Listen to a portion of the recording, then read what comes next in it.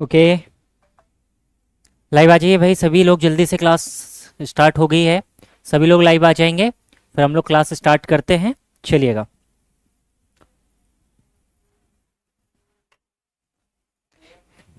Okay, hello everyone.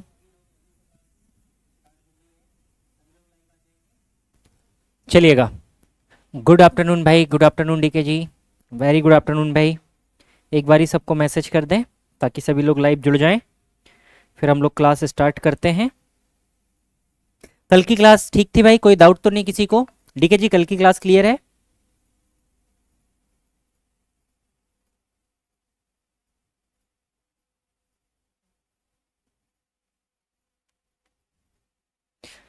चलिएगा दोस्त, class को आगे बढ़ाते हैं और भी आगे की चीज़ें हम लोग अब डिस्कस करना स्टार्ट करते हैं। आगे की चीज़ें हम लोग डिस्कस करना स्टार्ट करते हैं।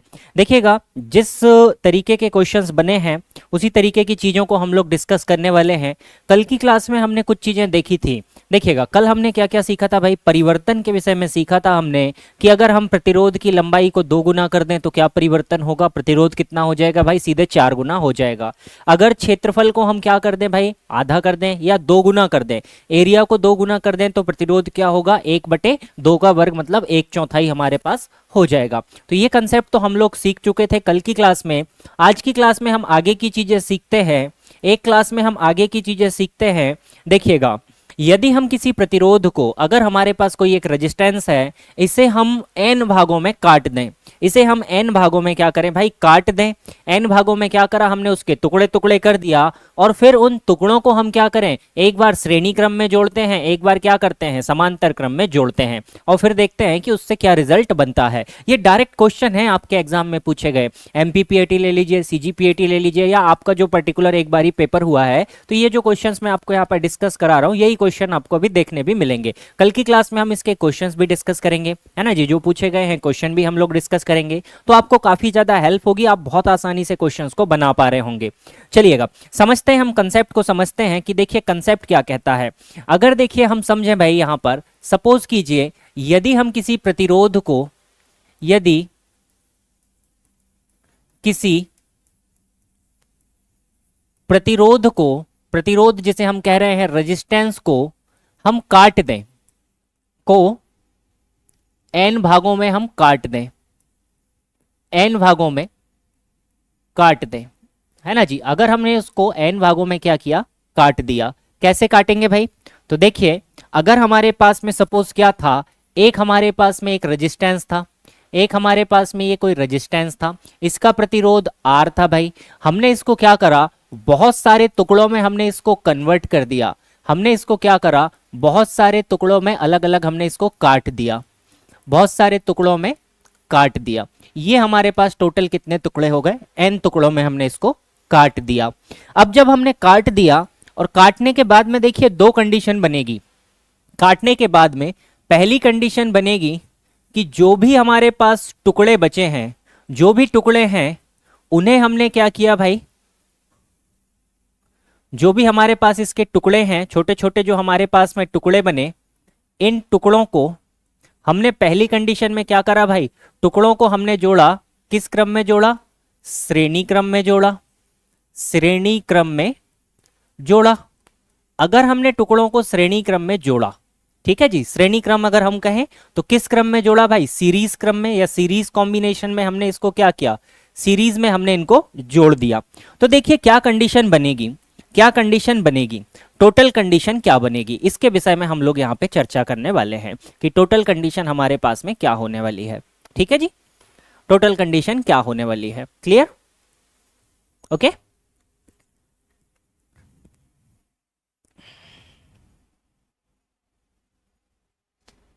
देखिए क्या होगा जब हमने प्रतिरोध को n टुकड़ों में तोड़ दिया, n अलग अलग टुकड़ों में हमने तोड़ा। जब हमारे पास पहला प्रतिरोध, मान लीजिए हमारे पास 40 ओम का कोई एक प्रतिरोध था, हमने उसको क्या करा? 4 भाग में तोड़ दिया।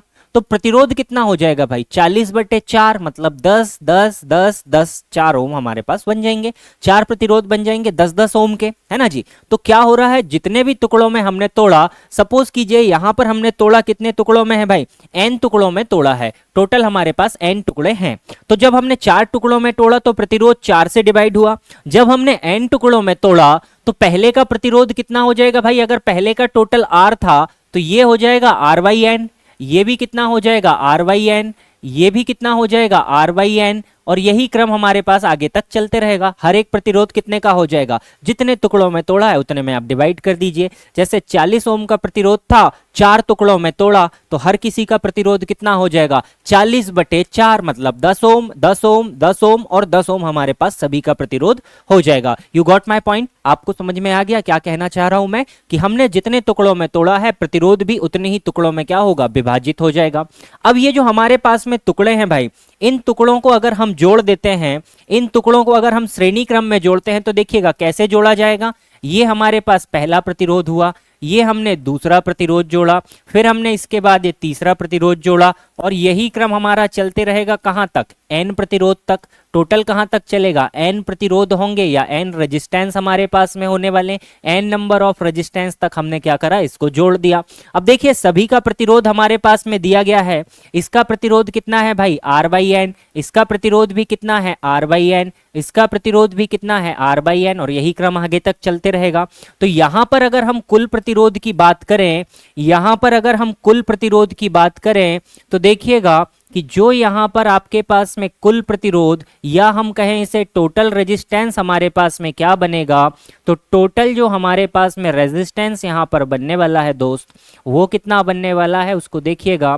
टोटल रेजिस्टेंस क्या होगा भाई हमारे पास, श्रेणी क्रम में जब प्रतिरोधों को जोड़ा जाता है तो कुल प्रतिरोध हमारे पास क्या बनता है, पहला प्रतिरोध का मान प्लस दूसरे प्रतिरोध का मान प्लस तीसरे प्रतिरोध का मान, और इसी क्रम में हम क्या करते हैं भाई, इसको जोड़ते जाते हैं। अगर इसी क्रम में हमें जोड़ना है तो देखिए ये कैसे जुड़ेगा भाई, R/n प्लस दूसरे का प्रतिरोध R/n प्लस तीसरे का प्रतिरोध R/n, और यही क्रम चलते रहेगा कहां तक, n तक।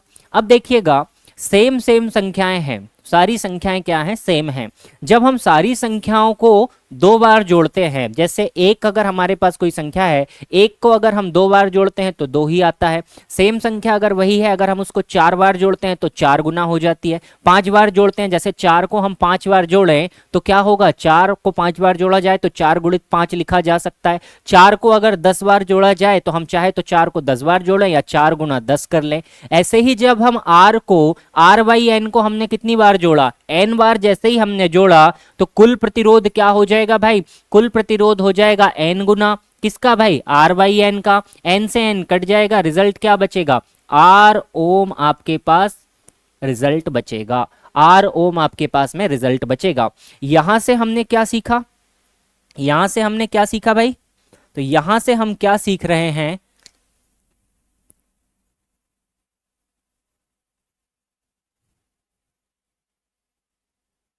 यहां से हमने क्या सीखा दोस्त, उसको लिखते हैं। देखिएगा यहां से हमने एक पॉइंट सीखा, एक इंपॉर्टेंट हमने पॉइंट सीखा हुआ है कि यदि हम प्रतिरोध को n टुकड़ों में काट दें, यदि किसी प्रतिरोध या किसी रेजिस्टेंस, है ना जी, R से हम इसको डिनोट कर रहे हैं, को n टुकड़ों में काट दें, को n टुकड़ों में काट दें, और फिर सभी टुकड़ों को, ये आप साथ साथ नोट भी कर सकते हैं भाई, है ना, बहुत इंपॉर्टेंट से ये पॉइंट है। और फिर सभी टुकड़ों को श्रेणी क्रम में जोड़ दें, श्रेणी क्रम कहें या हम इसे क्या कह सकते हैं दोस्त, इसे हम कह सकते हैं सीरीज, को सीरीज में जोड़ दें तो प्रतिरोध समान ही रहेगा, तो प्रतिरोध वही होगा जो पहले था, है ना जी, जो हमारे पास पहले था। अब देखिए इसका क्वेश्चन कैसे फॉर्म होगा ये हमने सीख लिया कि हमारे पास एक प्रतिरोध है, उसको हमने 10 टुकड़ों में काट दिया और 10 को श्रेणी क्रम में जोड़ दिया, तो प्रतिरोध क्या होगा जो शुरुआत में था। क्वेश्चन कैसे फॉर्म होगा यहां से कि एक आपके पास मान लीजिए 200 ओम का प्रतिरोध है, इसे आपने 20 भागों में बांटा और फिर प्रत्येक भाग को आपने श्रेणी क्रम में जोड़ दिया, तो इस संयोजन का कुल प्रतिरोध क्या होगा, इस कॉम्बिनेशन का टोटल रेजिस्टेंस क्या बनेगा। तो प्रतिरोध तो वही होगा भाई, अगर श्रेणी क्रम में जोड़ा है तो पहले था हमारे पास कितना 200 ओम, तो अभी भी कितना रहेगा 200 ओम ही रहेगा। गुड आफ्टरनून राकेश भाई, वेरी गुड आफ्टरनून। क्लियर हो गया, ये पॉइंट याद रखिएगा, इससे डायरेक्ट आपको क्वेश्चन देखने के लिए मिल सकता है। आगे चलिएगा भाई, आगे बढ़ते हैं, अगला पॉइंट देखते हैं। अब हमारे पास में जो टुकड़े हैं, यदि हम टुकड़ों को समांतर क्रम में जोड़ दें, देखिएगा यदि सेकेंड कंडीशन की बात कर रहे हैं कि यदि सभी जो हमारे पास टुकड़े हैं, यदि सभी टुकड़ों को हम पैरेलली कनेक्ट कर दें, या हम लिख सकते हैं कि सभी टुकड़ों को हम समांतर क्रम में जोड़ दें। समांतर क्रम में क्या करें भाई, जोड़ दें। अगर समांतर क्रम में हम जोड़ते हैं तो देखिएगा क्या कंडीशन यहां पर बनेगी। समांतर क्रम में तो कुछ ना कुछ गड़बड़ है भाई, इसीलिए सबसे ज्यादा क्वेश्चन समांतर क्रम के पूछे जाते हैं। समांतर क्रम को अगर आप देखें तो आप इसे कहेंगे पैरेलल कॉम्बिनेशन। पैरेलल कॉम्बिनेशन में अगर हम कनेक्ट कर दें तो हमारे पास में क्या रिजल्ट बनने वाला है। देखिएगा पैरेलली हमें कनेक्ट करना है दोस्त, अगर पैरेलली हम कनेक्ट करते हैं तो देखिएगा हमारे पास क्या था, एक्चुअल जो हमारे पास में प्रतिरोध था वो कितने का था, 8 ओम का हमारे पास में कोई प्रतिरोध था। हमने इसे क्या करा भाई, छोटे छोटे टुकड़ों में काट दिया। छोटे छोटे टुकड़ों में हमने क्या करा, इसे काट दिया। ये हमने छोटे छोटे टुकड़ों में इसे क्या करा, काट दिया। टोटल कितने टुकड़े कर दिए, एन हमने टुकड़े कर दिए। हर किसी का प्रतिरोध कितना हो गया, अब आर था तो ये हो गया आर बाई एन, ये भी क्या हो गया भाई आर बाई एन हो गया, ये भी क्या हो गया आर बाई एन हो गया। जितने टुकड़ों में काटा है प्रतिरोध उतने से ही डिवाइड हो जाएगा, आर बाई क्या हो गया एन हो गया दोस्त, आर बाई एन हो गया। अब हमने इसको क्या करा, पैरेलल में हमने इसको ऐड कर दिया। अब इसको जब हमने पैरेलल में ऐड किया है तो देखिए किस तरीके से करेंगे पैरेलल में ऐड, हमने इसको जोड़ दिया कुछ इस तरीके से, अगला भी जोड़ दिया, और यही क्रम हमारे पास आगे तक क्या रहा, चलते रहा। यही क्रम हमारे पास आगे तक क्या रहेगा भाई, चलता रहेगा। हर किसी का प्रतिरोध कितना है तो हमें पता है, इसका प्रतिरोध है आर बाई एन, इसका प्रतिरोध भी आर बाई एन है, इसका प्रतिरोध भी आर बाई एन है। तो कुल प्रतिरोध कितना बनेगा इस पर हम ध्यान देते हैं। तो देखिएगा यहां पर जो हमारे पास में कुल प्रतिरोध या टोटल रेजिस्टेंस बनेगा वो क्या होगा भाई, तो कुल प्रतिरोध या टोटल रेजिस्टेंस आर हमारे पास में कैसे ज्ञात करेंगे, तो जो हमारे पास आर की बात करें या हम इसको आर टी से डिनोट कर देते हैं, टोटल रेजिस्टेंस तो आर टी से डिनोट कर देते हैं। सभी को कैसे जोड़ा, पैरेलल कॉम्बिनेशन या समांतर क्रम में जोड़ा हुआ है दोस्त। जब हम समांतर क्रम में प्रतिरोधों को जोड़ते हैं तो किस तरीके से ज्ञात किया जाता है कुल प्रतिरोध का, 1 upon R total is equal to 1 upon R one plus 1 upon R two plus 1 upon R three plus up to dash dash 1 upon R N तक के। ठीक है भाई, तो देखिए इसको कैलकुलेट कैसे किया जा सकता है। अगर हम यहां पर बात करें कि सभी को हम क्या कर रहे हैं, 1 अपॉन आर बाई एन हो जाएगा, है ना जी। तो 1 अपॉन जो हमारे पास यहां पर आर टोटल बनने वाला है, 1 अपॉन जो आर टोटल यहां पर बनने वाला है, देखिएगा 1 upon R T is equal to, पहला प्रतिरोध कितने का है भाई, आर बाई एन का है, प्लस दूसरा प्रतिरोध कितने का है, ये भी आर बाई एन का है, प्लस तीसरा प्रतिरोध भी कितने का है, 1 बाई आर बाई एन का है। और यही क्रम हमारे पास कहां तक चलते रहेगा, टोटल एन पदों तक हमारे पास में आ जाएगा। टोटल एन यहां पर हमने टुकड़े किए हैं तो 4 टुकड़े किए हैं तो 4 आ जाएगा, 5 किया तो 5 आ जाएगा, एन टुकड़े किए तो एन हमारे पास में आ जाएगा। देखिए इसको सॉल्व करते हैं, 1 upon R T is equal to, ऊपर क्या चला जाएगा भाई, एन ऊपर चला जाएगा, ये बनेगा एन बाई आर, फिर बनेगा एन बाई आर, फिर बनेगा एन बाई आर, और ये कहां तक जाएगा, आगे तक जाएगा। कहां तक भाई, टोटल कितने पद बनेंगे, एन पदों तक।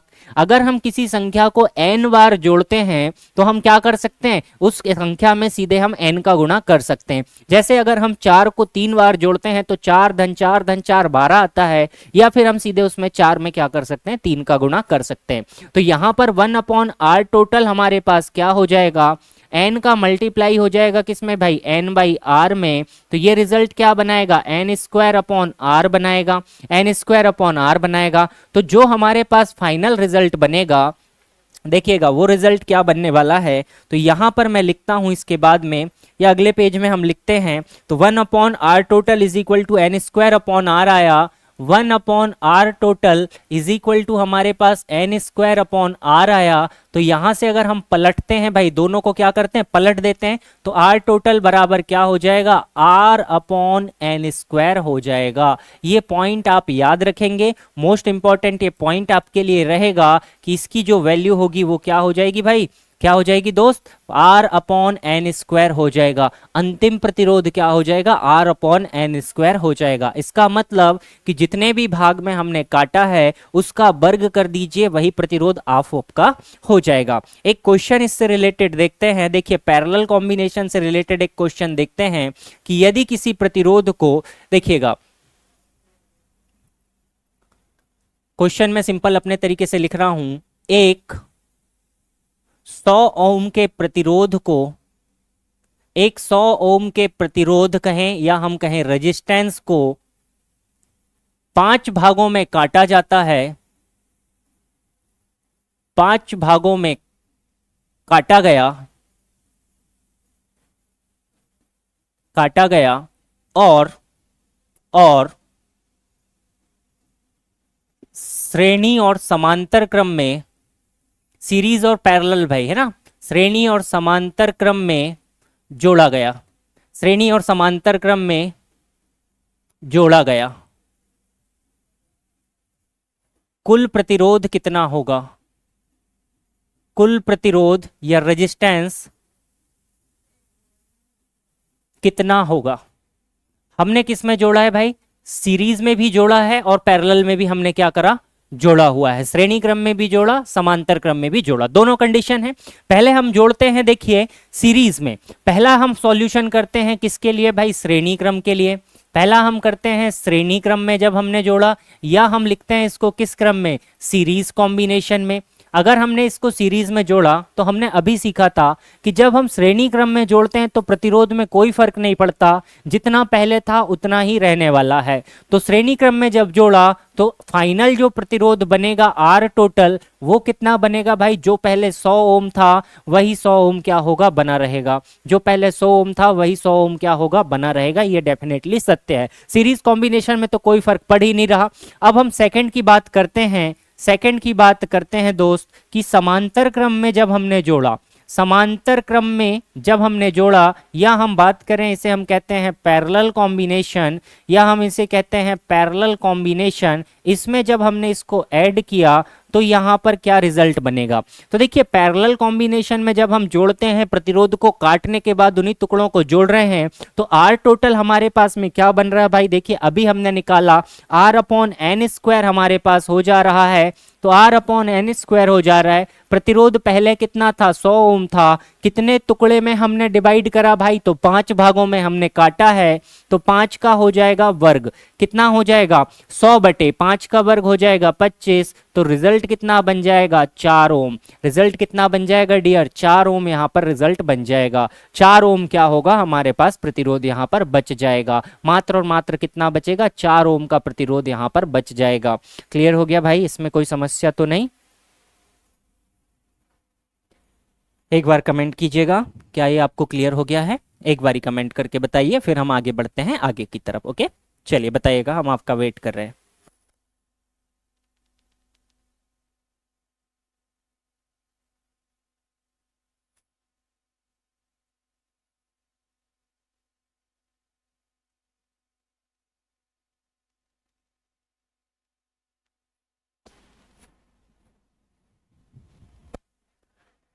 क्लियर हो गया भाई दोस्त, कमेंट कर दीजिए एक बार।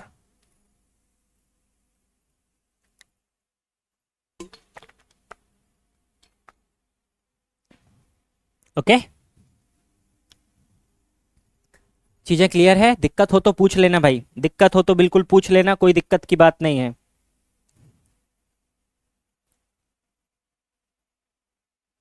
ठीक है चलिएगा आगे बढ़ते हैं, बात करते हैं कुछ मटेरियल्स की, बात करते हैं कुछ मटेरियल्स की।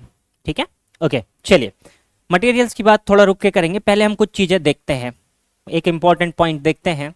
अब हमने रेजिस्टेंस को लेकर बात कर ली, रेजिस्टेंस के हम कुछ इफेक्ट को भी देखने वाले हैं आगे चल के कि तापमान जब हम पढ़ेंगे तापमान के विषय में चीजें देखेंगे तब हम उसको देख लेंगे। देखिएगा, वैद्युतिक शक्ति की बात करते हैं, इलेक्ट्रिक पावर की हम बात करते हैं।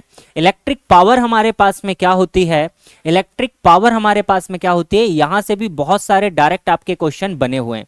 देखिएगा भाई, इसको समझिएगा, इसमें से जो मेन पॉइंट है वो समझिएगा। देखिए, इलेक्ट्रिक पावर हमारे पास में होती क्या है, जैसे ही हमने किसी भी उपकरण को विद्युत के साथ में जोड़ा, जैसे सपोज आपने पंखे को लगाया या आपने फ्रिज को लगाया या आपने कोई भी उपकरण लगाया, सपोज आपने एसी को लगाया, जब आपने एसी को लगाया तो वो क्या करेगी, कुछ ना कुछ जो विद्युत धारा है उसको क्या करेगी, वो अपने अंदर एब्जॉर्ब करेगी। उसका जो इलेक्ट्रिकल एनर्जी है, जो विद्युत ऊर्जा है, उस ऊर्जा को किसी ना किसी दूसरे रूप में बदलेगी। जैसे अगर आपने पंखा लगाया तो वो क्या करेगी, पवन ऊर्जा में बदलेगी या चक्रण वाली ऊर्जा में बदलेगी। हीटर लगाया तो वो ऊष्मा में बदलेगी। अगर आपने यहाँ पर बल्ब लगाया तो वो प्रकाश में बदलेगा। तो ऊर्जा क्या होगी, एक रूप से दूसरे रूप में परिवर्तित होगी। तो अब कितनी ऊर्जा परिवर्तित हो रही है, इसे हम कैसे निकालेंगे, तो ये हमारे पास में होगी क्या भाई, खपत होने वाली विद्युत ऊर्जा की मात्रा को हम क्या कहते हैं, प्रति इकाई समय में या यूनिट टाइम में या एक सेकंड में हम कितनी विद्युत ऊर्जा का उपयोग कर रहे हैं, इसे हम क्या कहते हैं, शक्ति कहते हैं। अब देखिए, वैद्युतिक शक्ति को निकाला कैसे जाता है, तो वैद्युतिक शक्ति को अगर हम निकालने की कोशिश करें भाई, तो वैद्युतिक शक्ति की अगर हम बात करें विद्युत के लिए, या तो हम शक्ति कहेंगे या हम इसे कहेंगे पावर के रूप में, कि इलेक्ट्रिक पावर हमारे पास में क्या हो जाएगा, V इंटू आई से हम इसको निकाल सकते हैं। यहां पर V आपके पास में क्या हो जाएगा दोस्त, तो V के विषय में आप जानते हैं कि V आपके पास में हो जाएगा पोटेंशियल डिफरेंस, या जिसे आप कहते हैं वोल्टेज, या हम जिसे हिंदी में कहते हैं विभव या विभवांतर के नाम से आप इसे जानते हैं। और I आपके पास में क्या हो जाएगा डियर, तो I हो जाएगा मेरे भाई करंट हो जाएगा, या इसे हम क्या कहते हैं दोस्त, धारा के नाम से हम इसे जानते हैं। तो P is equal to V into I हमारे पास में यहां पर हो जाएगा। अब देखिए, यहां पर हम ओम का नियम लगाकर बहुत सारे फॉर्मूले बना सकते हैं। देखिए, पहला फॉर्मूला हमारे पास पावर का क्या निकल कर आया भाई, तो पहला फॉर्मूला हो गया कि P बराबर हमारे पास क्या होता है, V इंटू आई हमारे पास में हो जाता है। पहला फॉर्मूला तो हमारे पास में ये निकल कर आया। अब देखिएगा, इसी फॉर्मूले में हम क्या करते हैं, दो अलग अलग मान रखे जा सकते हैं। इस फॉर्मूले में हम दो अलग अलग मान रख सकते हैं। देखिएगा कैसे रख सकते हैं, तो इसको हम दो पार्ट में डिवाइड करते हैं। हम इसको दो पार्ट में डिवाइड करते हैं। एक बार हम यहां पर मान रखते हैं किसका, ओम के नियम से। ओम का नियम क्या कहता है भाई, तो ओम का नियम क्या कहता है, हमने सीखा था कि ओम ने हमें क्या बताया था, चुपके से आके हमें एक चीज बताई थी कि ओम्स लॉ हमें क्या कहता है भाई, कि V इज इक्वल टू क्या होता है, I इंटू आर। कल की क्लास में ही हमने ओम ने ये बताया था कि वोल्टेज इज इक्वल टू क्या होता है, करंट इंटू रेजिस्टेंस होता है। और काफी 2-3 क्लासों से ओम हमें ये बता ही रहा है, तो अब तो आपको भी याद हो गया होगा कि ओम ने हमें क्या सिखाया था। तो ओम का नियम कहता है V बराबर I into are.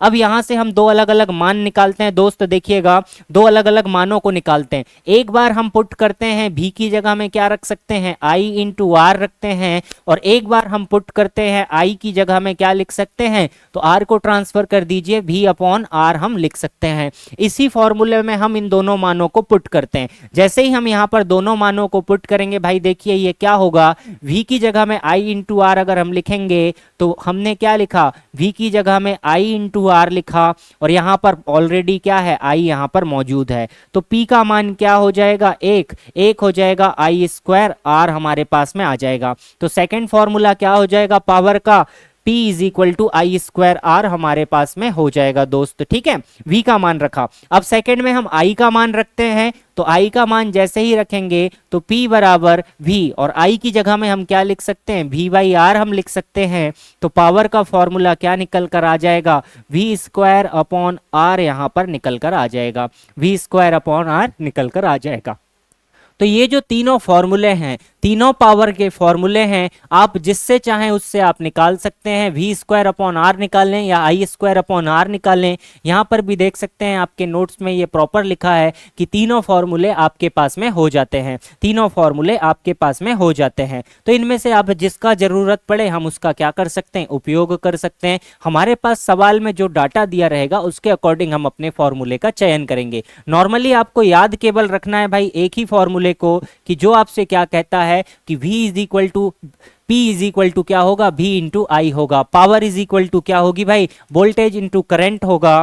Power is equal to आपके पास में क्या होगा, वोल्टेज इंटू करंट होगा। इस चीज को आप लोग याद रखेंगे कि power is equal to voltage into current आपके पास होता है। फिर आप ओम का नियम लगाकर अलग अलग मान रख सकते हैं और अलग अलग मान रखकर आप क्या कर सकते हैं, वैल्यू को निकाल सकते हैं और फिर आप उसको सॉल्व कर सकते हैं। देखिएगा आगे हम बात करते हैं कि अगर हम देखें कि पावर जो हमारे पास में होती है तो पावर की मेन यूनिट क्या है हमारे पास, तो पावर को जो हम नापते हैं, नापने की इकाई क्या हो जाएगी भाई, पावर को नापने की जो हमारे पास इकाई होगी, यूनिट ऑफ पावर अगर हम बात करें कि हमारे पास जो इलेक्ट्रिक पावर है भाई, इलेक्ट्रिकल पावर की हम बात कर रहे हैं, वैद्युतिक शक्ति की बात कर रहे हैं, यूनिट ऑफ इलेक्ट्रिकल पावर हम इसमें किसका यूज करते हैं, वैद्युतिक शक्ति का मात्रक, वैद्युतिक शक्ति का हम मात्रक की बात कर रहे हैं दोस्त। तो जो वैद्युतिक शक्ति का मात्रक होता है वो हमारे पास में क्या होगा, वैद्युतिक शक्ति का मात्रक। देखिएगा मात्रक के लिए हम यहां पर यूज क्या करते हैं,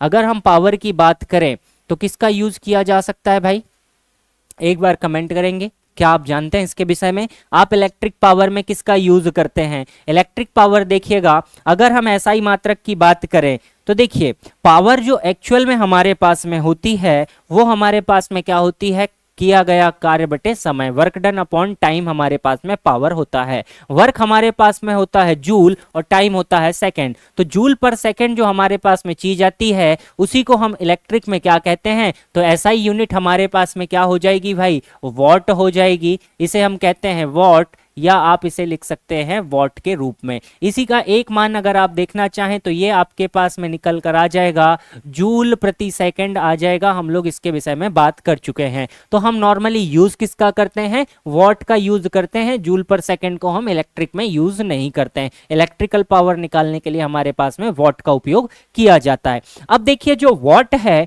वॉट अपने आप में क्या है, बहुत छोटी सा मात्रक है, एक अपने आप में छोटा मात्रक है क्योंकि बहुत ज्यादा वॉटेज की हमारे पास चीजें हो जाती है। एक और मात्रक आपने सुना होगा इसका, जिसको आप लोग कहते हैं भाई एचपी के नाम से आप जानते हैं। तो एचपी अगर हम देखें तो इसे हम पढ़ते हैं हॉर्स पावर, हॉर्स पावर, या हम इसे हिंदी में कहते हैं अश्व शक्ति, हिंदी में हम कहते हैं अश्व शक्ति। देखिएगा ये एक्चुअल में हमारे पास में पावर क्या थी या ये क्या यूनिट क्या है, इस यूनिट का क्या मतलब है, इसमें तो एक जानवर आ रहा है उसकी शक्ति से हम कंपैरिजन कर रहे हैं। तो ये हमारे पास में जब मोटर्स की शुरुआत हुई तो एक घोड़ा कितना पावर खींच सकता है, एक नॉर्मल जो हमारे पास औसत एक घोड़ा होता है वो जितनी ताकत लगा सकता है, क्या उतनी ही ताकत हमारी मोटर लगा पा रही है। तो घोड़े की ताकत और हमारी जो मशीन हमने बनाई थी, मोटर बनाई थी, उसकी ताकत का तुलनात्मक हमने जब अध्ययन करा तो वहीं से हमारी यूनिट निकल कर आई एचपी, वहीं से हमारी यूनिट निकल कर आई एचपी। तो एक एचपी के लिए अगर हम बात करें तो 746 हमारे पास में वॉट होता है, 746 हमारे पास में वॉट होता है। लेकिन ये पद्धति कौन सी है भाई, ये मीट्रिक पद्धति कहलाती है, ये ब्रिटिश पद्धति हमारे पास कहलाती है। और 1 एचपी की एक और जो हमारे पास एसआई पद्धति में वैल्यू होती है वो हमारे पास होती है 735.5 वॉट की वैल्यू होती है, 735.5 वॉट की वैल्यू होती है।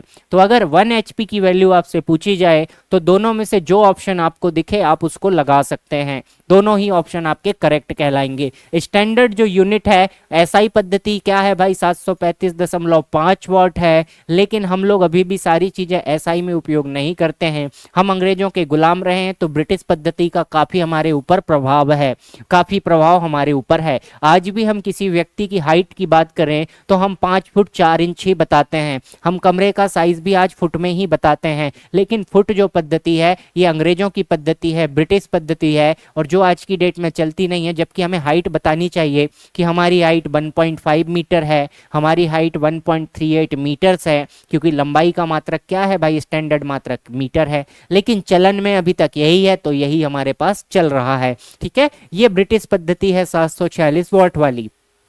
तो चूंकि शुरुआत हमारे यहाँ इलेक्ट्रिक करंट या जो भी हुई तो ब्रिटिशों के द्वारा ही की गई थी, तो यूनिट हम ब्रिटिश ही अभी चला रहे हैं। कुछ आजकल जो नए स्टैंडर्ड है, फॉरेन अगर कंपनी से आप कोई मोटर वगैरह बुला रहे हैं तो वो 735.5 वाट के हिसाब से आपका खपत करती है ना। आपने सुना होगा मोटर्स आती है 5 HP, 2 HP, 1 HP, आधा HP, क्वार्टर HP, ये आपको देखने के लिए मिल जाएगा। तो ये हमारे पास में यूनिट है। अब देखिए जो घरों में हम सप्लाई को यूज करते हैं, अब जो हमारे पास घरों में बिल आता है भाई, घरों के बिल की अगर हम बात करें, इस प्रकार का आपने मीटर घरों में लगा हुआ देखा होगा, घरों में, खेतों में, सब जगह आपने ये मीटर लगा हुआ देखा होगा। ये मीटर हमें क्या बताता है, तो जो हमारे पास कमर्शियल इलेक्ट्रिक हम यूज करते हैं या जो हम वाणिज्यिक इकाई कहते हैं जिसमें हमारा बिल आता है, ये यूनिट क्या होती है, तो जो हमारे पास में इसकी कमर्शियल यूनिट है या जो हम नॉर्मल यूनिट के नाम से ही जानते हैं कि कितने यूनिट हमारी बिजली की खपत हुई, कितनी यूनिट हमारी बिजली की खपत हुई, इसे आप यूनिट कहते हैं। या आप इसे क्या कह सकते हैं भाई, इसका एक और नाम होता है, इसको आप कहते हैं बीओटी यूनिट, बीओटी यूनिट है ना जी, बीओटी यूनिट। बीओटी का फुल फॉर्म होता है, जो इसको मानकता देने वाला है, बोर्ड ऑफ ट्रेड यूनिट हम इसे कह सकते हैं, बोर्ड ऑफ ट्रेड यूनिट हम इसे कह सकते हैं। मतलब क्या हुआ, जिसमें हम व्यापार करते हैं या वाणिज्यिक इकाई कह सकते हैं, जिसकी सहायता से हम जिस यूनिट में हम लोगों को बिजली को बेच रहे हैं, जिस यूनिट में हम लोगों को बिजली बेच रहे हैं, बिजली का खरीदारी लेन देन जिसमें हो रहा है, उसकी इकाई क्या है, बीओटी यूनिट कहते हैं, या नॉर्मल हम उसको यूनिट के नाम से जानते हैं। आपने देखा होगा आपके घरों का जो बिल आता है वो भी यूनिट के हिसाब से आता है। तो 1 यूनिट हमारे पास में होती क्या है भाई, तो 1 यूनिट को निकालने के लिए जो हमारे पास फॉर्मूला है वो क्या होगा, वॉट, घंटे और दिन हमारे पास में हो जाएगा, वॉट, घंटे और दिन हमारे पास में हो जाएगा। अब देखिए जो वाणिज्यिक इकाई हमारे पास में है,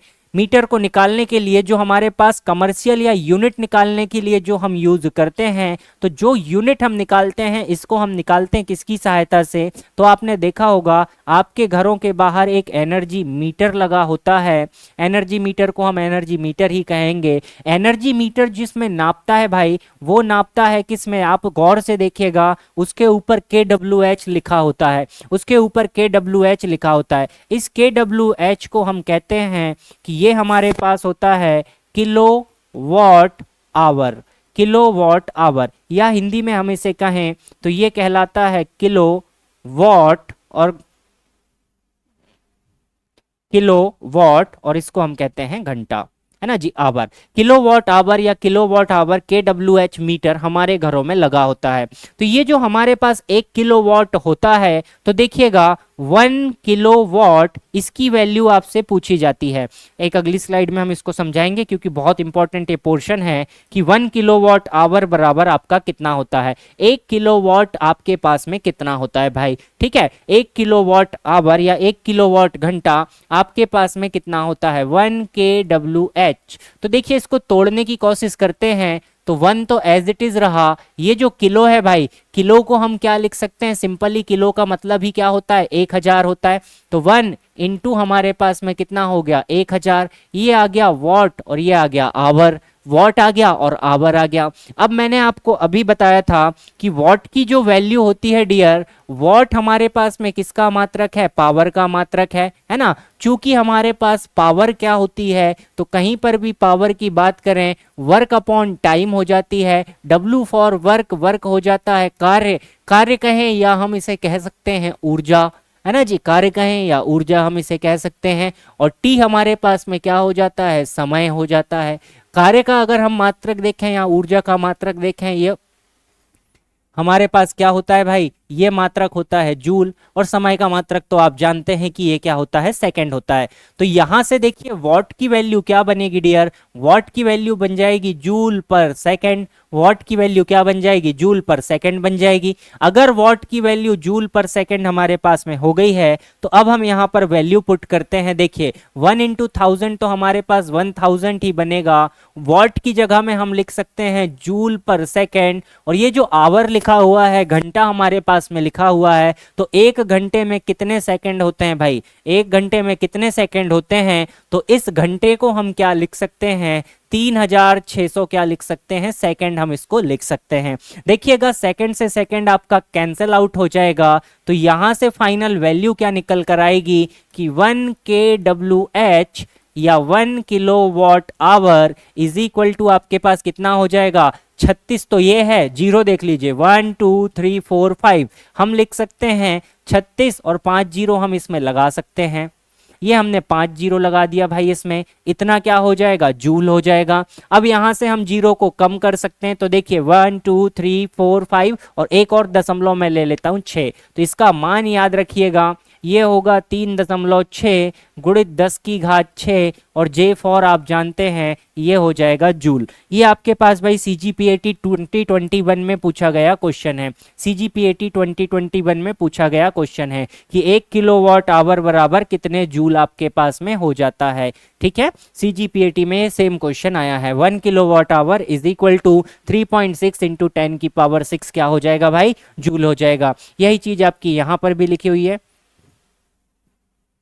ठीक है, ये आपके पास यहां पर भी लिखा हुआ है, इसमें भी आप पढ़ सकते हैं, नोट्स में भी आपको ये मिल जाएगा कि 1 kilowatt hour is equal to 3.6 into 10 की पावर 6 जूल आपके पास में हो जाता है। ठीक है भाई, यहां तक की चीजें क्लियर। अब देखो एक और क्वेश्चन यहां से बना हुआ है, एक और क्वेश्चन यहां से बना हुआ है, उसको देखते हैं, उसको देखते हैं। ये तो किलोवाट आवर की वैल्यू आ गई। अब एक और क्वेश्चन देखिएगा, जब आप इसको इलेक्ट्रॉन वोल्ट में कन्वर्ट करने की कोशिश करें, जब आप इसको इलेक्ट्रॉन वोल्ट में कन्वर्ट करने की कोशिश करें, तो देखिए ऊर्जा को निकालने की एक और मात्रक होता है, ऊर्जा को निकालने का एक और मात्रक होता है जिसे हम कहते हैं इलेक्ट्रॉन वोल्ट, जिसे हम कहते हैं भाई इलेक्ट्रॉन वोल्ट के नाम से हम इसे जानते हैं। तो देखिए इलेक्ट्रॉन वोल्ट हमारे पास में क्या होता है भाई, तो ये जो एनर्जी है हमारे पास 1 किलोवाट आवर जो ऊर्जा है या एक यूनिट की जो वैल्यू है, ये हमारे पास कितना आता है 3.6 इंटू 10 की पावर 6 क्या आ गया, जूल आ गया। अगर हम इसे ही कन्वर्ट कर दें, इसे अगर हम डिवाइड कर दें भाई किस चीज से, तो इसे अगर आप डिवाइड कर देंगे किससे, 1.6 इंटू 10 की पावर -19, यहां पर 3.6 होना चाहिए था, 3.6 इंटू 10 की पावर 6 जूल। अगर आप इसे डिवाइड कर दें एक इलेक्ट्रॉन के आवेश से, अगर इलेक्ट्रॉन के आवेश से डिवाइड कर दें तो इलेक्ट्रॉन पर आवेश कितना होता है 10 की पावर -19, 1.6 इंटू 10 की पावर -19। तो ये जो वैल्यू निकल कर आती है भाई, ये किस में होता है, कूलाम में। तो यहां पर यूनिट बनती है जूल प्रति कूलाम, यहां पर यूनिट क्या बनती है, जूल प्रति कूलाम आपके पास में यूनिट बनती है। ठीक है, ऊपर वाले की यूनिट आपके पास में क्या है, जूल, और नीचे वाले की यूनिट क्या हो जाएगी, कूलाम। इसी को आप क्या कहते हैं भाई, इलेक्ट्रॉन वोल्ट के नाम से जानते हैं, इसी को आप इलेक्ट्रॉन वोल्ट के नाम से जानते हैं। ये अलग डेटा है। अब हम इसको सॉल्व करते हैं। देखिए 36/16 है डियर, है ना, दोनों में एक एक संख्या है, दशमलव के बाद में डेसिमल को हम छोड़ देते हैं। 16 से इसको काटने की कोशिश करते हैं, 16 दूनी 32 हुआ, बचा 4, दशमलव लगाए हो गया 40, 16 दूनी 32 बचा 8, 16 पंचे 80, 2.25 इंटू 10 की पावर, ये -19 जब ऊपर जाएगा तो +19 होगा, और 6 और 19 को जोड़ेंगे तो क्या बन जाएगा, 25 हमारे पास में बन जाएगा। तो 10 की घात 25 इलेक्ट्रॉन वोल्ट आपके पास वैल्यू आ जाएगी। किस चीज की वैल्यू आ जाएगी, तो 1 किलोवाट आवर की वैल्यू आपके पास में निकल कर आ जाएगी, 1 किलोवाट आवर की वैल्यू आपके पास में निकल कर आ जाएगी। इसको आपको याद रखना है, इस वैल्यू को भी आपको क्या करना है भाई, याद रखना है। ये भी आपके पास बहुत इंपॉर्टेंट एक वैल्यू है, बहुत इंपॉर्टेंट आपके पास में ये भी मान है। इलेक्ट्रॉन वोल्ट में भी आप बता सकते हैं, और अगर आप चाहें तो इसको वॉट आवर में या आप नॉर्मल जूल में भी इसको बता सकते हैं। जूल में वैल्यू आपके पास ये होती है, और अगर इलेक्ट्रॉन वोल्ट में बात करें तो ये वैल्यू होती है, ये वैल्यू आपको याद रखनी है, दोनों की दोनों वैल्यू। क्लियर हो गया यहाँ तक की चीजें? ये दोनों मान आपसे डायरेक्ट पूछे जाएंगे, ये इतनी कैलकुलेशन मैंने समझाने के लिए की है। अगर आपको नहीं करना, आप डायरेक्ट वैल्यू याद रखिएगा। ये सारे क्वेश्चन आपको देखने के लिए मिलेंगे प्रीवियस ईयर में। चलिए आगे बढ़ते हैं, हमने यूनिट की बात करी। अब देखिएगा यूनिट को कैलकुलेट कैसे किया जाता है। अगर यूनिट को कैलकुलेट करना है भाई, तो आपके पास में कुछ इस तरीके से यहाँ पर फॉर्मूला है। जो भी आपके पास वॉटेज है, उस वॉटेज को आप क्या कर लीजिए डियर, उस वॉट को आप क्या करेंगे भाई,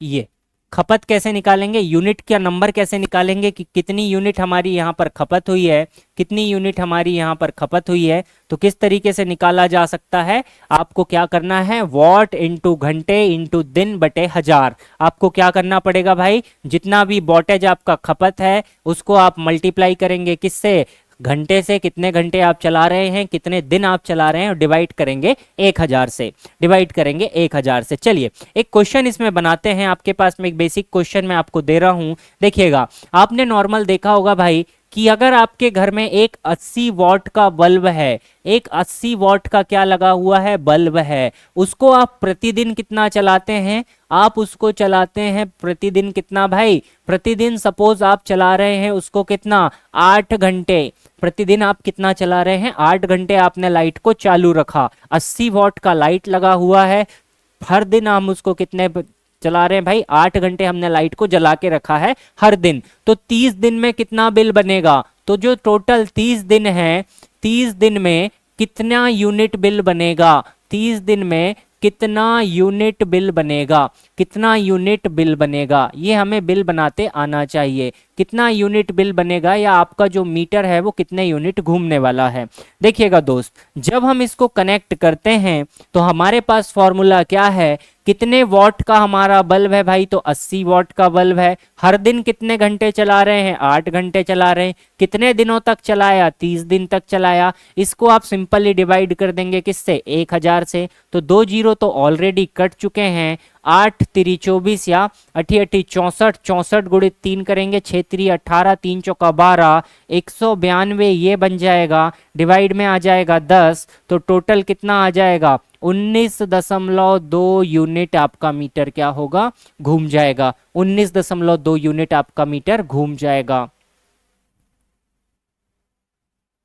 ओके 19.2 यूनिट आपका क्या होगा भाई, खपत आपके मीटर की हो जाएगी। अब 19.2 यूनिट आपका घूमा है। अगर अब आप चाहें, अगर आपको यूनिट का रेट पता है, नॉर्मल अगर हम देखें तो शहरी जो क्षेत्र में रेट चलता है वो लगभग आप 8 रुपए यूनिट के हिसाब से मान सकते हैं। तो लगभग इसका 160 रुपए बिल तो एक लाइट का ही बन गया, है ना। वैसे हम घरों में 80 वाट का बल्ब नहीं लगाते हैं दोस्त, है ना। 80 वाट का तो वो पहले आता था कार्बन, जिसमें अंदर फिलामेंट होता था, वो बल्ब आता था। हम तो आजकल एलईडी यूज करते हैं, मैक्सिमम 9 वाट की होती है। 9 वाट का होता तो बहुत कम बिजली खाता, बिजली आपकी बहुत बचती। इसीलिए तो एलईडी का हम यूज कर रहे हैं, लैंप तो हमने यूज करना बंद ही कर दिया है। तो यूनिट निकालना आपको समझ में आया, कैसे हम यूनिट निकाल सकते हैं। चलिए थोड़ी सी चर्चा करेंगे भाई सेलों को लेकर, थोड़ी सी चर्चा करते हैं सेलों को लेकर। देखते हैं सेलों में हमारे पास में क्या क्या चीजें हो जाती है। सेल आपने देखे होंगे कि जो हमारे पास सेल होते हैं भाई, सेल से हम करते क्या हैं, सेलों से हम क्या करते हैं, तो सेलों के अंदर हमारी विद्युत ऊर्जा क्या रहती है, स्टोर रहती है। उसी विद्युत ऊर्जा को हम दूसरी जगह क्या कर सकते हैं, उपयोग कर सकते हैं, दूसरे उपकरणों को चलाने में हम उपयोग कर सकते हैं। ठीक है, तो देखिएगा विद्युत सेल हमारे पास में क्या होता है, तो विद्युत सेल हमारे पास में क्या है, ईएमएफ की यहाँ पर बात हो रही है। ईएमएफ को हम क्या कहते हैं, विद्युत वाहक बल। तो विद्युत वाहक बल को हम एक टर्म में समझ सकते हैं कि विभवांतर ही हम उसे कह सकते हैं। वैसे तो दोनों बराबर नहीं होते, लेकिन लगभग हम बराबर मान सकते हैं। वास्तव में दोनों बराबर नहीं होते हैं। तो विद्युत वाहक बल, या हम कहते हैं विभवांतर उत्पन्न करने की जो युक्ति होती है, जिसकी सहायता से हम विभवांतर को उत्पन्न कर सकते सकें या विद्युत वाहक बल को हम उत्पन्न कर सकें, उसे हम क्या कहते हैं, रासायनिक सेल कहते हैं। सेल करता क्या है एक्चुअल में, तो सेल के अंदर कुछ रसायन होते हैं, रासायनिक क्रिया को वो करता है और रासायनिक क्रिया से क्या उत्पन्न करता है भाई, विद्युत ऊर्जा को उत्पन्न करता है। मतलब सेल के अंदर हम रासायनिक ऊर्जा का परिवर्तन करते हैं, किसमें, विद्युत ऊर्जा में हम परिवर्तन करते हैं। ठीक है, अगर सेल के लिए हम बात करें तो ईएमएफ या विद्युत वाहक बल को भी हम किस में नापते हैं, वोल्ट में ही मापा जाता है। ठीक है, वोल्ट में ही हम इसको मापते हैं, वोल्ट में ही हम इसको मापते हैं। अब सेल का अंदर एक प्रतिरोध होता है जिसकी आपको आवश्यकता नहीं है, अगर आप पढ़ना चाहें तो आप केवल इस फॉर्मूले को याद रख सकते हैं। हर एक सेल का अंदर भी क्या होता है, प्रतिरोध हमारे पास में होता है, इसकी ज्यादा आपको आवश्यकता नहीं है। अब देखिएगा सेल के द्वारा जो करंट फ्लो होता है वो किस तरीके से फ्लो होता है उसको हम समझते हैं कि अगर हमारे पास में कोई नॉर्मल सेल है ना जी, एनाटॉमी ऑफ बैटरी हमारे पास में दी गई है। नॉर्मल हमारे पास में एक सेल है, अगर इस सेल को आपने देखा होगा आपके घरों में, कुछ इस प्रकार से आपने इस सेल को देखा होगा। देखिएगा दोस्त, आप पहचानिएगा, इस प्रकार का आपने एक सेल देखा होगा जिसमें यहाँ पर एक छोटी सी कैप होती है ना, घड़ियों में जिसका यूज करते हैं, पेंसिल सेल हम जिसे कहते हैं। कुछ इस प्रकार का हमारे पास सेल होता है, इसके अंदर अलग अलग केमिकल्स के मटेरियल भरे होते हैं। ठीक है, और उसमें अंदर क्या होते हैं, दो प्रकार की चीजें भी होती है, एनोड और कैथोड होते हैं, जिनके बीच में रासायनिक क्रियाएं होती है और उसके फलस्वरूप हमारी विद्युत धारा उत्पन्न होती है। तो फिजिक्स में इससे ज्यादा जानने की आवश्यकता नहीं होती है। अगर हमने सेल को लगाया है तो देखिए सेल के अंदर दो सिरे होते हैं, एक होता है नेगेटिव टर्मिनल, एक हमारे पास पॉजिटिव टर्मिनल होता है। पॉजिटिव टर्मिनल की तरफ से जो हमारे इलेक्ट्रॉन निकलते हैं, नेगेटिव से निकलकर क्या होते हैं, पॉजिटिव की तरफ जाने की कोशिश करते हैं। तो जो हमारे पास इलेक्ट्रॉन होंगे, इलेक्ट्रॉन हमारे कुछ इस दिशा में गति करने की कोशिश करेंगे। जब इलेक्ट्रॉन हमारे इस दिशा में जा रहे हैं भाई, ये इलेक्ट्रॉन की डायरेक्शन है, तो हमारे पास में जो करंट होगा, करंट की डायरेक्शन हमने सीखी है कि करंट की डायरेक्शन क्या हो जाएगी भाई, इलेक्ट्रॉन के दिशा के क्या हो जाएगी, विपरीत हो जाएगी। ये हमारे पास करंट की दिशा हो जाती है। अब ये जो इलेक्ट्रॉन जाते हैं, इन इलेक्ट्रॉनों की ऊर्जा का उपयोग करके हम लैंप को जला सकते हैं या कोई भी उपकरण चला सकते हैं।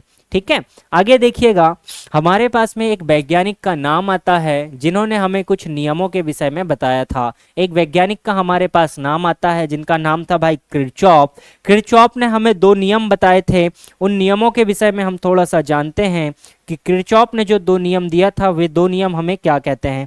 देखिएगा किरचॉफ ने हमें क्या कहा था, तो नियम को समझेंगे। किरचॉफ के दो नियम होते हैं, पहले हम नियमों को समझते हैं। देखिएगा भाई, किरचॉफ नाम का एक वैज्ञानिक था, किरचॉफ के नियम, किरचॉफ के नियम, इन्होंने दो नियम हमें बताया था। इसके दो नियम फेमस हैं। पहला नियम कहता है जंक्शन रूल और दूसरा कहता है लूप रूल, है ना जी। एक कहलाता है संधि नियम और एक हमारे पास लूप का नियम, हम इसे कह सकते हैं। तो किरचॉफ ने दो नियम दिया था, पहले पहला नियम समझते हैं। तो प्रथम नियम हमें क्या कहता है, समझने पे जोर दीजिएगा। नियम की लैंग्वेज आपके पास लिखी हुई है, आपको रटना नहीं है, केवल आप नियम को समझिएगा, समझ के आप सारी चीजें कर सकते हैं। किरचॉफ का पहला नियम क्या है भाई, इसे हम जानते हैं किस नाम से, तो इसे हम जानते हैं संधि नियम के नाम से, संधि नियम के नाम से, या हम इसे कहते हैं जंक्शन रूल, या हम इसे कहते हैं जंक्शन रूल, है ना जी। ये आपका कहलाता है जंक्शन रूल। ये हमसे क्या कहता है, अगर हमारे पास में कहीं पर बहुत सारे वायर आकर या बहुत सारा करंट आकर एक बिंदु पर मिल रहा है, एक बिंदु पर मिल रहा है, तो देखिए इसको हम एक सर्किट से समझते हैं कि हमारे पास पहला वायर ये आया, ये हमने एक कोई जंक्शन लिया, दूसरा वायर भी आया, तीसरा वायर भी आया, एक चौथा वायर भी हमारे पास में आया है। ये बीच में हमारा क्या बन गया भाई, यहाँ पर हमारा क्या बन गया, ये हमारी बन गई एक संधि, यहाँ पर हमारा एक क्या बन गया, जंक्शन बन गया। यहाँ पर हमारे पास चार अलग अलग वायर आए हैं, इन चारों में अलग अलग क्या आएगी भाई, धारा आएगी। इनकी जो धारा है, करंट है, इसको मैं मान लेता हूँ कि पहले वायर में I1 करंट आ रहा है, दूसरे वायर में I2 करंट आ रहा है, तीसरे वायर से I3 करंट आ रहा है, चौथे वायर से I4 करंट आ रहा है। अब यहाँ से हम बात करते हैं आगे की तरफ जाने वाली धारा की। तो यहाँ से एक करंट बाहर जा रही, दो करंट बाहर जा रही, 2, 10, 20 हम जितनी चाहें उतनी हम बाहर बना सकते हैं। इससे सपोज I5 करंट बाहर की तरफ जा रहा है, इससे क्या है भाई, I6 करंट बाहर की तरफ जा रहा है। तो चार ऐसे वायर हैं जिनसे करंट इस संधि की तरफ आ रहा है और दो ऐसे वायर हैं जिनसे करंट इस संधि से बाहर की तरफ जा रहा है। तो ये जो हमारे पास में पॉइंट है, ये जो हमारे पास में भाई पॉइंट है, ये हमारा क्या कहलाता है, तो इसे हम कहते हैं जंक्शन। इसे हम कहते हैं जंक्शन, या यही हमारा क्या कहलाता है, संधि कहलाता है। अब जो किरचॉफ का पहला नियम है, पहला नियम क्या कहता है कि किसी बिंदु पर जितनी धारा या जितना भी आवेश आता है उतना ही आवेश आगे की तरफ बाहर की तरफ चला जाता है। मतलब आने वाली धारा जितनी भी होगी वह बराबर होगी किसकी भाई, जाने वाली धारा की। किसी संधि पर अगर हम बात करें कि किसी संधि पर अगर हम बात करें तो किरचॉफ का पहला नियम क्या कहता है, किसी संधि पर, संधि की बात करें किसी जंक्शन पर, तो किसी भी जंक्शन पर कंडीशन क्या होती है, जितनी भी धारा आती है, आने वाली जो धाराएं होती हैं, आने वाली जितनी भी धाराएं होंगी भाई वो किसके बराबर होंगी, तो वो टोटल बराबर होंगी भाई किसके, जाने वाली धाराओं के बराबर होंगी। जाने वाली धाराओं के क्या होगी, बराबर होंगी। जाने वाली धाराओं के क्या होगी, बराबर होगी। तो देखिएगा यहां पर कौन कौन सा करंट आ रहा था भाई, तो आने वाला करंट हमारे पास था I1 plus I2 plus I3 plus क्या था, I4 था। ये किसके बराबर होगा भाई, बाहर जाने वाली धाराओं के बराबर होगा। तो I5 और प्लस किसके बराबर होगा, I6 के बराबर होगा। इसे किस तरीके से लिखा जाता है, तो पढ़िएगा हमारे पास में क्या कहता है, परिपथ में किसी भी संधि पर संधि में प्रवेश करने वाली धाराओं का योग इससे निकलने वाली धाराओं के योग के बराबर होता है। या दूसरी भाषा में लिखता है कि इनका बीजगणितीय योग क्या होता है, 0 होता है। समझना क्या है इसमें कि जितना करंट किसी बिंदु पर आएगा उतना ही करंट आगे की तरफ जाएगा, ये तो स्वाभाविक सी बात है। अब करंट को हम क्या कह सकते हैं, फ्लो ऑफ इलेक्ट्रॉन या आवेश का प्रवाह कह सकते हैं। अगर किसी बिंदु पर या किसी संधि पर मान लीजिए कि यहाँ पर 100 इलेक्ट्रॉन आ रहे हैं, तो 100 ही इलेक्ट्रॉन क्या होंगे, आगे की तरफ जाएंगे। 100 में से 99 नहीं हो सकता या 101 नहीं हो सकता। जितना करंट आएगा उतना ही करंट क्या होगा, आगे की तरफ जाएगा। देखिए इससे क्वेश्चन कैसे फॉर्म होता है, किस तरीके का क्वेश्चन है। 2019 में क्वेश्चन आपके पास में दिया गया है, शायद थोड़ा सा लैंग्वेज यहाँ पर चेंज हो जाए भाई। कुछ इस तरीके की आपको संधि दी गई थी, यहाँ पर आपको करंट दिया गया था कि यहाँ से करंट आ रहा है 5 एम्पियर, यहाँ से आ रहा है 2 एम्पियर, यहाँ से आ रहा है भाई 3 एम्पियर, और यहाँ से आ रहा है कितना डियर, यहाँ से मान लीजिए 1 एम्पियर का करंट आ रहा है। अब यहाँ से देखिएगा जाने वाला करंट दिया गया था कि यहाँ से जा रहा है 8 एम्पियर और यहाँ से बाहर जा रहा है I। इसी I की वैल्यू आपको क्या है भाई, निकालनी है। इस I की वैल्यू आपको निकालनी है। कैसे निकालोगे, तो किरचॉफ ने अभी थोड़ी देर पहले हमें बताया है कि जितना करंट आ रहा है इस संधि पर उतना ही करंट क्या होगा, आगे की तरफ जाएगा। जितना करंट आया है उतना ही करंट क्या होगा, आगे की तरफ जाएगा। तो देखिए आने वाला करंट कौन सा है भाई, 2 एम्पियर है, फिर अगला 5 एम्पियर है, फिर अगला 3 एम्पियर है, फिर 1 एम्पियर है। ये 4 तो क्या है, जंक्शन की तरफ आने वाले हैं, संधि की तरफ आने वाले हैं।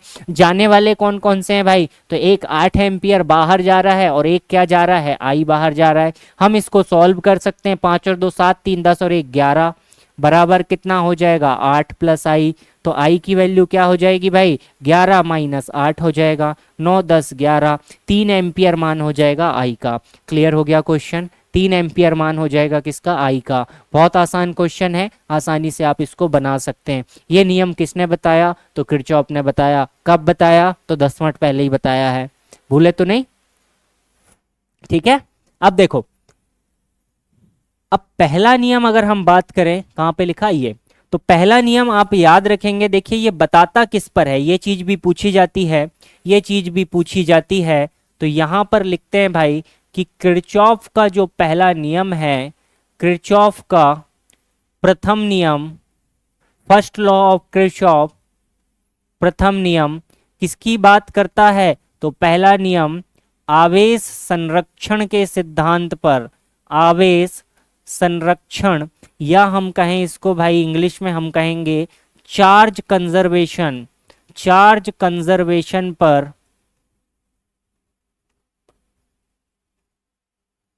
ये तो जगह कम पड़ गई भाई, चार्ज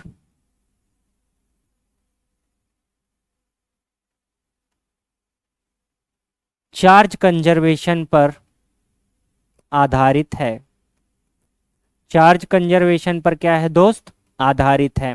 ये पॉइंट याद रखेंगे, एग्जाम में कई बार ये पॉइंट आपका डायरेक्ट पूछा जा चुका है। कई बार ये वाला पॉइंट क्या है भाई, पूछा जा चुका है। तो इस पॉइंट को आपको याद रखना है। इस पॉइंट को क्या करना है, याद रखना है कि किरचॉफ का जो पहला नियम है ये किस पर आधारित है, तो आवेश के संरक्षण पर आधारित है। कैसे आवेश के संरक्षण पर आधारित है भाई, तो हमने क्या सीखा, जितना भी आवेश पहले बिंदु पर आया उतना ही आवेश क्या हुआ, आगे की तरफ चला गया। मतलब जो आवेश आया था वही आवेश आगे चला गया। जब परिवर्तन हुआ ही नहीं आवेश में, तो हम क्या कह सकते हैं कि आवेश क्या है भाई दोस्त, संरक्षित है। मतलब जितना आवेश था पहले, बाद में भी उतना ही आवेश रहने वाला है। किरचॉफ का पहला नियम क्लियर हो गया भाई सभी को, किरचॉफ का पहला नियम क्लियर हो गया क्या, ठीक है। ये किरचॉफ का पहला नियम है। अब देखेंगे भाई अगला दूसरा नियम। दूसरा नियम, सेकंड नियम से आपको क्वेश्चन बना नहीं है और उम्मीद भी बहुत कम है, क्योंकि दूसरा नियम थोड़ा सा कॉम्प्लिकेटेड हो जाता है, थोड़ा सा कठिन हो जाता है, लेकिन हम इसको भी समझने की कोशिश करेंगे। पहला नियम क्लियर हो गया हो तो हम कल यहीं से कंटिन्यू करेंगे आगे, क्योंकि सेकंड नियम में हमें थोड़ा सा टाइम ज़्यादा लग जाएगा। तो कल हम इसके बाद में कंटिन्यू करेंगे, जिसमें हम किरचॉफ के दूसरा नियम को समझेंगे और फिर हम चलेंगे भाई व्हीटस्टोन सेतु। इससे भी बहुत सारे क्वेश्चन बनते हैं विभव मापी। तो कल हम इसकी थ्योरी कंप्लीट करेंगे और थ्योरी के बाद में फिर हम करेंगे इसके न्यूमेरिकल्स। आज की क्लास क्लियर है दोस्त सभी को, तो एक बार कमेंट कर दीजिएगा और बताइए क्या आपको पूरी चीज़ें क्लियर हो गई भाई। A to Z जो भी हमने सीखा क्लियर है। इसको मैं आपको दे रहा हूँ, इसको एक बार फिर से रिवाइज जरूर कीजिएगा और पढ़िएगा जरूर, है ना भाई। तो अब हम लोग मिलेंगे नेक्स्ट क्लास में। कल हम जो आपकी क्लास होगी, कल हम आगे कंटिन्यू करेंगे। सबसे ज़्यादा क्वेश्चन वाला चैप्टर ये है, इसके बाद हम जस्ट लाइट पर आ जाएंगे। लाइट से भी काफ़ी क्वेश्चन बने हैं, तो वेटेज के अकॉर्डिंग हम चैप्टर को आगे बढ़ाते जाएंगे। जिसका ज़्यादा वेटेज है उसको हम पहले कंप्लीट करेंगे। इसके जस्ट बाद हम प्रकाशिकी या ऑप्टिक्स को पढ़ना स्टार्ट करेंगे, उसमें भी आपको काफ़ी मज़ा आने वाला है। ओके, तो बढ़िया से आप रिवाइज कीजिएगा। हम लोग मिलते हैं कल की क्लास में। Thank you everyone, thank you for watching. जय हिंद भाई।